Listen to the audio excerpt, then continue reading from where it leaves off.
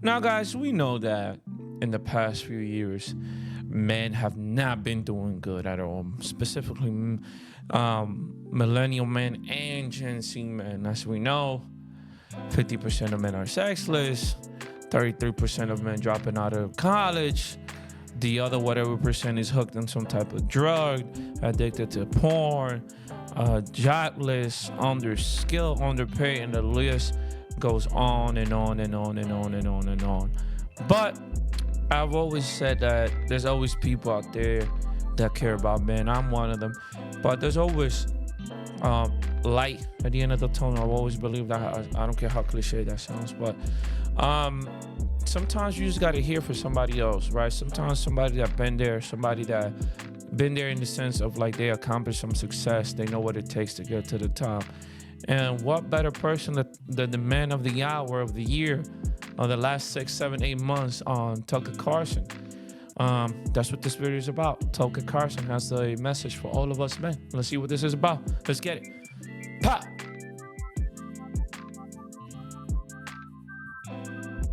You are in Washington much of the time, which is glittering, it's getting richer all the time. The home values are going up all the time in every county around it. But you also go to Western Maine. Was that something that clued you in that maybe? Oh, yeah, it had a huge effect on my life, on my politics, on the way I see the country. Yeah, I've gone to the same little town my whole life. One of the poorer counties, one of the poorest counties on the East Coast, beautiful place. And I've watched it dissolve. I mean, the culture there, wonderful people. I spend 3 months a year there every year. And you watch the same very familiar pathologies that we wrote a lot about in the 80s and 90s in the inner city, right in the middle of this overwhelmingly conservative, 100% white, rural community. And you start to ask yourself, like, well, why is this happening? Is it because they just, is welfare doing this? Well, I'm not sure that our assistance programs make it better. I think they undermine the family in a lot of ways. Sure. But they're not the problem. I mean, they didn't cause this. Actually, they're exacerbating it. They didn't cause it. And what caused it was the collapse of male jobs. And we should have learned this. And it actually has made me reassess a little bit. Not my feelings about watching the family collapse in inner city America. I still feel that's a disaster. It demonstrably has been a disaster. There's really sort of no other way to look at it.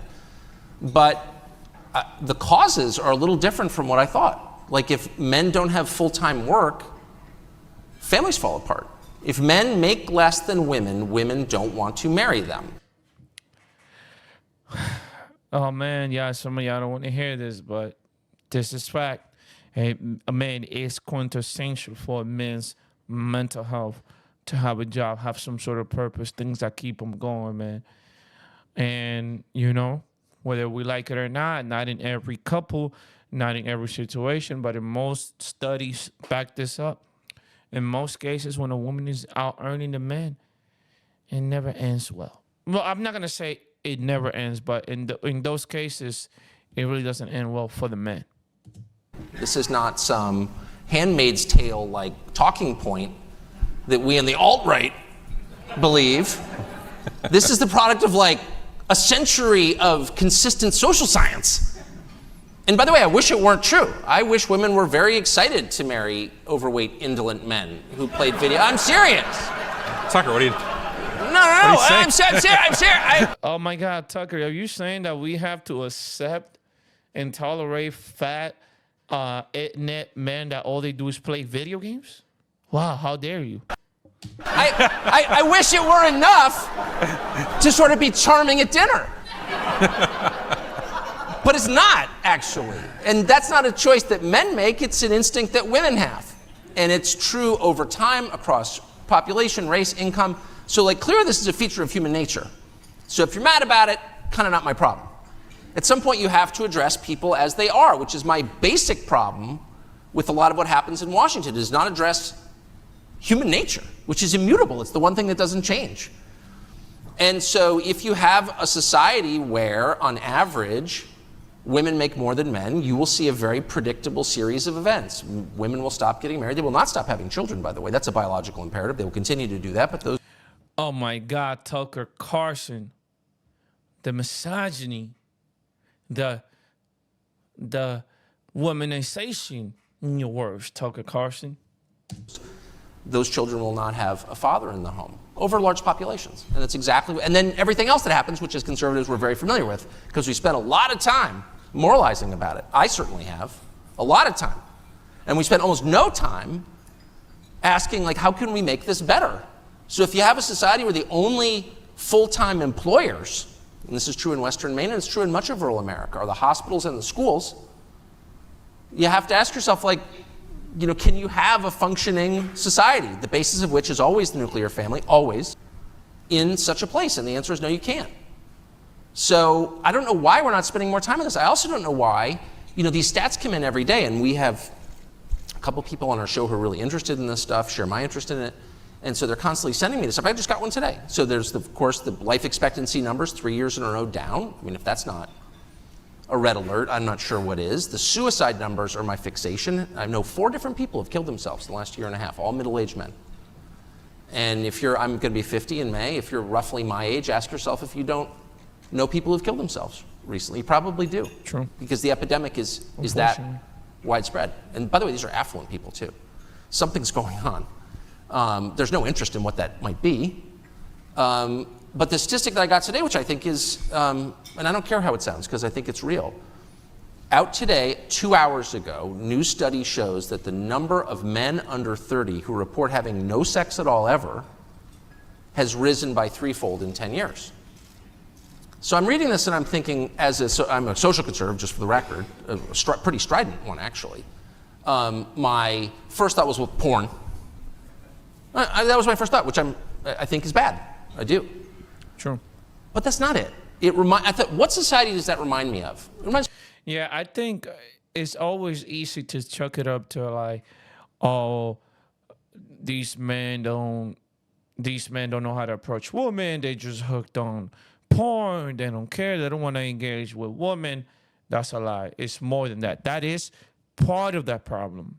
That is part of the problem, but it's not the whole thing. Like, I feel like when it comes to men issues, like, society tend to be more dismissive. Especially in the Middle East, actually. One of the core problems in the Middle East, and we lay this at the feet of polygamy, but it's deeper than that, is that the economic stratification is so profound that only the rich people get to mate. And you have a huge population of young men who don't have mates. Now, I'm sorry if it makes you uncomfortable, but it's just true because, again, it's nature, and the farther away you get from nature, the farther off course you are. Nature tells you, and your life experience tells you, you don't want a large population of celibate men. That is a recipe for instability, for chaos, actually. It's a dangerous group to have. You're lucky. No wonder everyone's pushing weed on the population. I'm not joking, because they're afraid. And so what that is a picture of, it's a picture of a society in which the spoils increasingly go to a smaller or shrinking really number of people. And your average young person, that's the poor. Nobody cares about the average Joe, unfortunately. Segment of our society is young people don't have enough to buy a car or a house. They're shackled to student loans from which they cannot escape. And they don't have enough to mate. And one of the reasons is because they're living with their parents. We have a higher percentage of young men living with their parents than in my lifetime by far. That's an economic question. Now, I'm not espousing socialism, obviously, which I abhor and which does not work, at least in the way that it's been administered in every country that I'm aware of. What I'm saying is we're going to get something really radical and destructive and dangerous unless we address these things. That's the only point I made. I cut it off short there because it was getting too political, and this is not a political channel. But I think what he's saying, I agree with a lot of what he's saying, right? There's a lot of these issues with men in society nowadays, and like the powers that be, the people who are here to, advocate for everybody's, well, I wouldn't say safety, but stability, right? To some point, because that's what got governments in charge for the stability of the nations, right? It's funny how when it comes to these prevalent men issues, society has this wide response, like, oh, it's just men, or they chuck it up, or they try to put it under the rug, and it's like it seems like neither party cares. It's just dump on men serious issues or not. that important. But I do agree, man. When there's a place where men are highly unemployed, men are not mating, men are not, interacting with women, men are offing themselves on a daily basis, right? We discussed that on this channel too, men's mental health. And it's like society doesn't care. But to whoever's watching, I just want to say, if it helps, I do care, man.